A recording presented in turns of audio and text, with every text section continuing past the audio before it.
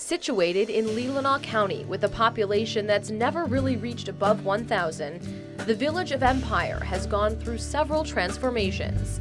It was settled in the mid-1850s by John LaRue and named shortly thereafter.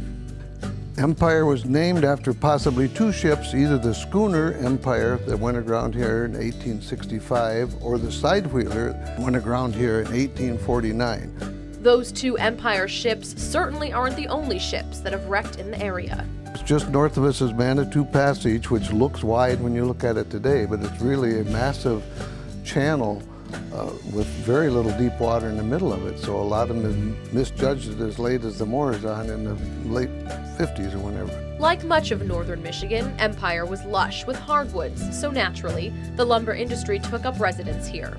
The Empire Lumber Company purchased a small mill that was here in December of 1887, expanded it to one of the largest hardwood mills in the state. The plant was owned by the Willis Lumber Company out of Chicago, and after the Great Chicago Fire, business for the Empire Lumber Company here was booming. Willis also sent a lot of hardwood flooring over to Europe where they made the velodromes or these bicycle massive racetracks, and you can imagine the amount of hardwood flooring it took to build those things.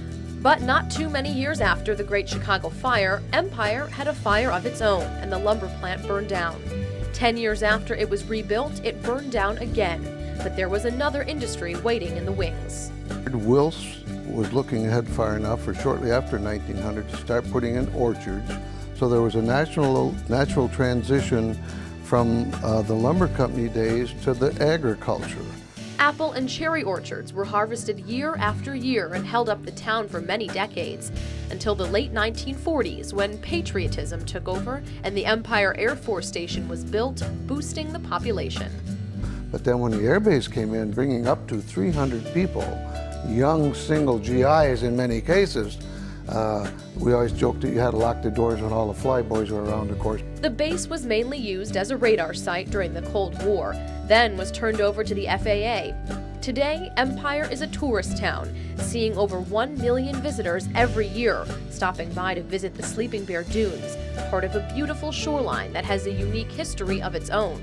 The rumor is there was a pirate named Perry north of Empire in the 70s that would light a lantern on the side of the dunes. The ship would think it's the Leelanau Passage and Manitou Passage, come ashore.